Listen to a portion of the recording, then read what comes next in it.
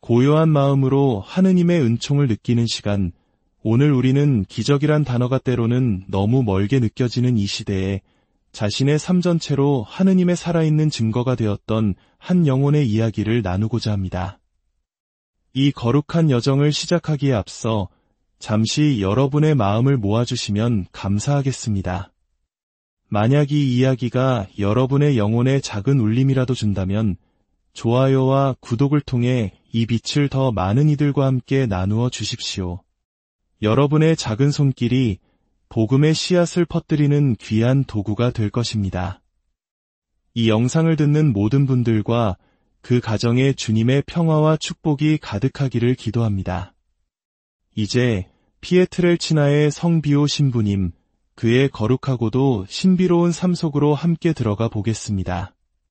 제1부, 하느님과 대화하던 소년 프란치스코 이야기는 1887년 5월 25일 이탈리아 남부의 작고 소박한 마을 피에트렐치나에서 시작됩니다. 가난하지만 독실한 농부 부부 그라치오 포르지오네와 주세파 부부 사이에서 한 아이가 태어났습니다. 아이는 세례를 받으며 프란치스코라는 아름다운 이름을 얻게 됩니다. 어린 프란치스코는 여느 아이들과는 조금 달랐습니다. 5살이 되던 해 그는 이미 자신의 삶을 온전히 하느님께 바치기로 결심했습니다. 그의 눈에는 덥수룩한 수염을 기르고 맨발로 동네를 돌며 탁발하는 카푸친 작은 형제회 수사님들의 모습이 가장 거룩하고 위대해 보였습니다. 그는 마음속으로 다짐했습니다. 나도 저분들처럼 하느님의 사람이 되리라. 프란치스코의 어린 시절은 신비로운 체험으로 가득했습니다. 그는 종종 마을 성당 중앙 제대 앞에서 기도하다가 예수님께서 다가와 자신의 머리에 사랑스럽게 손을 얹어주시는 것을 느끼곤 했습니다. 그의 곁에는 언제나 수호천사가 함께했고 자애로운 성모 마리아께서 발현하시어 그를 위로해 주셨습니다. 하지만 빛이 있는 곳에 어둠이 있듯 그는 끔찍한 형상의 악마들이 자신을 유혹하고 괴롭히는 환시를 보기도 했습니다. 어린아이의 상상력으로 치부하기에는 너무나도 생생한 이 영적 체험들을 프란치스코는 다른 친구들도 모두 겪는 일이라 생각했습니다. 그는 자신의 삶을 예수님의 고통과 일치시키고자 하는 강렬한 열망에 사로잡혔습니다. 한밤중에 가족들이 잠들면 프란치스코는 차가운 대리석 바닥에서 돌을 베개 삼아 잠을 잤고 남몰래 자신의 몸을 채찍질하며 고행을 했습니다. 어느 날 아들이 보이지 않아 놀란 어머니 주세파가 그를 찾아 나섰습니다. 구석에서 고통스러운 모습으로 기도하는 아들을 발견한 어머니는 가슴이 미어졌습니다. 프란치스코는 눈물을 흘리며 말했습니다. 어머니, 옛날 유다인들이 예수님을 피 흘리실 때까지 채찍질했던 것처럼 저도 제 몸을 봉헌해야 해요. 이것은 단순한 모방이 아니었습니다. 프란치스코는 아주 어릴 때부터 자신에게 주어진 특별한 소명, 즉 세상의 죄를 대신하여 고통을 겪는 희생 제물의 소명을 깊이 깨닫고 있었던 것입니다. 그는 이 고통의 길을 걷지 않으면 영원한 파멸에 이를 것이라 굳게 믿었습니다. 제2부 수도자의 길, 어둠과의 치열한 싸움. 1903년 프란치스코의 나이 15이 되던 해 그는 오랜 꿈이었던 카푸친 작은 형제회 수련원에 입회하게 됩니다. 그의 영혼은 기쁨과 동시에 알 수 없는 고통으로 요동쳤습니다. 그는 훗날 이렇게 기록했습니다. 오, 나의 주님, 제 영혼 속에서 벌어지는 이 순교의 고통을 누가 감히 설명할 수 있겠습니까? 저는 주님의 부르심에 순명해야 한다는 의무감을 느끼지만 주님과 저의 원수인 악마는 제 뼈를 부수고 모든 것을 뒤흔들며 저를 조롱합니다. 이 극심한 영적 혼란 속에서 그는 눈부시게 아름답고 위험 있는 한 인물을 보게 됩니다. 그 인물은 프란치스코에게 용감한 전사가 되어 거대하고 흉측한 괴물과 맞서 싸우라고 격려했습니다.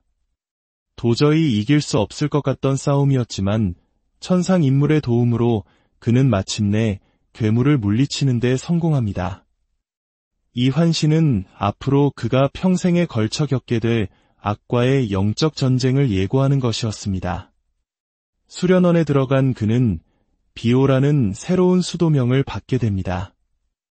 이는 당시의 교황이었던 성 비오 5세와 새로 선출된 비오 10세를 공경하는 의미였습니다. 수련원의 생활은 규칙이 엄격하고 고되었지만 비오 수사는 모든 것을 모범적으로 이겨냈습니다. 하지만 악마와의 싸움은 날이 갈수록 더욱 격렬해졌습니다. 그의 방 옆에 있던 다른 수사들은 밤마다 비오 수사의 방에서 무언가 부서지는 소리와 비명, 격렬한 싸움 소리를 듣곤 했습니다.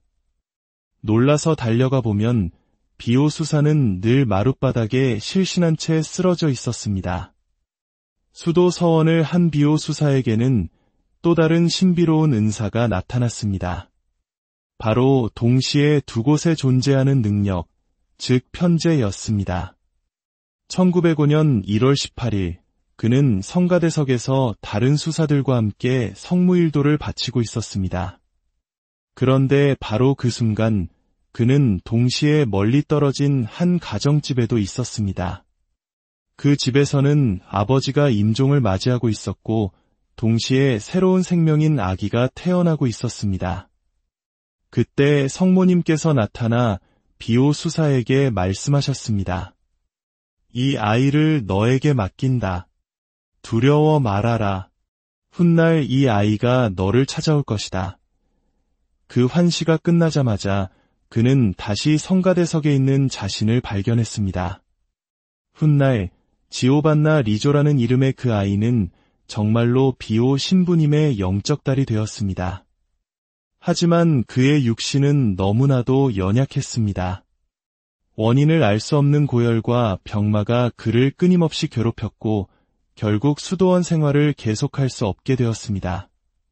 장상들의 허락하에 그는 요양을 위해 1909년부터 1916년까지 무려 7년이라는 긴 시간 동안 고향집으로 돌아가 지내야 했습니다. 수도자가 수도원 밖에서 지내는 것은 교회법상 매우 이례적인 일이었습니다. 그러나 그의 영적 지도 신부들은 이 모든 것이 비오 수사를 위한 하느님의 특별한 계획이자 섭리임을 믿어 의심치 않았습니다. 제3부, 사제, 그리고 그리스도의 상처 5상 긴 요양기간 동안 건강을 회복한 비오 수사는 마침내 1910년 8월 10일 베네벤토 대성당에서 사제로 서품됩니다. 그의 나이 25, 그토록 갈망하던 주님의 제단에 오르게 된 것입니다.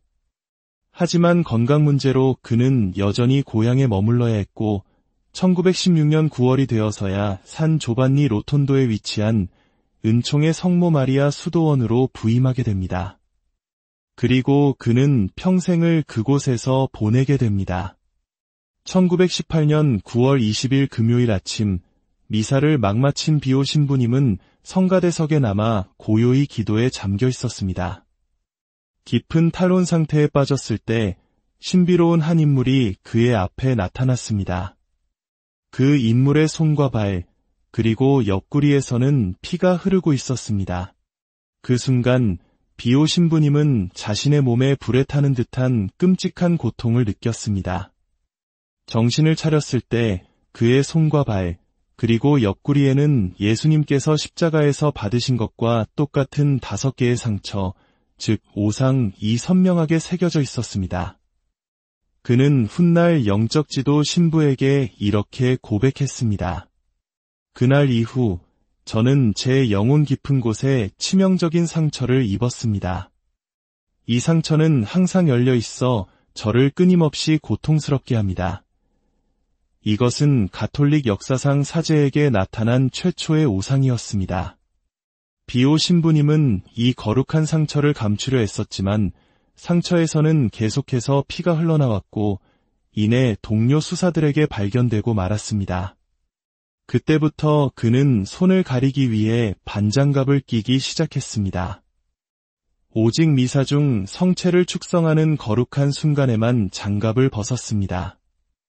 오상의 소문은 순식간에 퍼져나갔습니다. 수도원 장상들은 이 현상의 진위를 파악하기 위해 당대 최고의 의사들을 초빙했습니다. 의사들은 상처를 정밀하게 검사했지만 그 누구도 의학적으로 이 현상을 설명할 수 없었습니다. 상처는 감염되지도 않았고 썩지도 않았으며 어떤 치료로도 아물지 않았습니다. 그들은 이것이 결핵이나 자해로 인한 상처가 아니라는 결론을 내릴 수밖에 없었습니다. 비오 신부님은 이 고통 속에서 이렇게 기도했습니다. 예수님께서 순환 중에 겪으신 모든 고통을 저처럼 미천한 피조물이 감당할 수 있는 한도 내에서 저 또한 겪고 있습니다. 이는 저의 공로가 아니라 오직 그분의 자비 덕분입니다. 그의 이름은 이탈리아 전역을 넘어 전 세계로 퍼져나갔습니다. 수많은 순례자들이 살아있는 성인을 보기 위해 산 조반니 로톤도로 몰려들었습니다.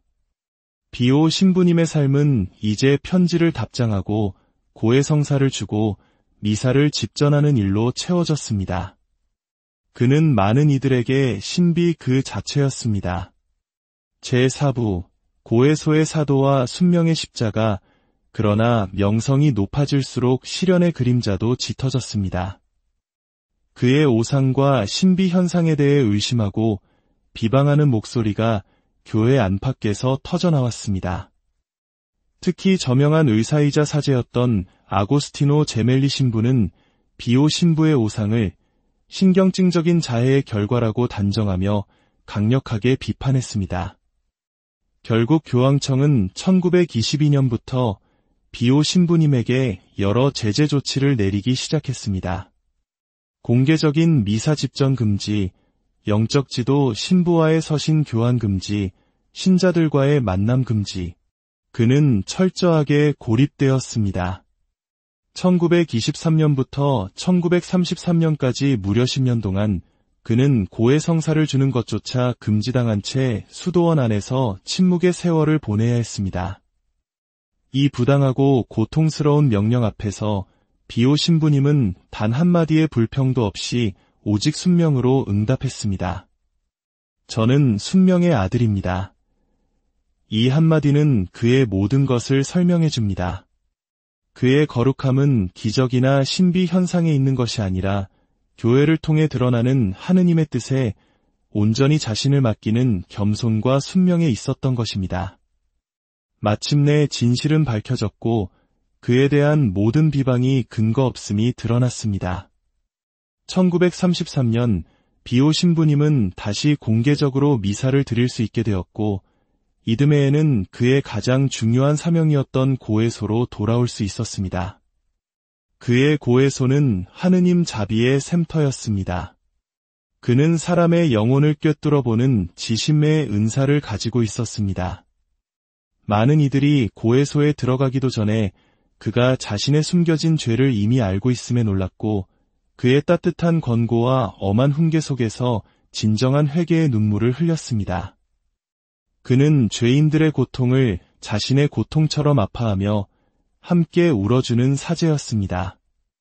제5부 사랑과 기도의 유산 1940년대 제2차 세계대전의 포화가 유럽을 뒤덮었을 때 비오 12세 교황은 전 세계의 기도 운동을 호소했습니다.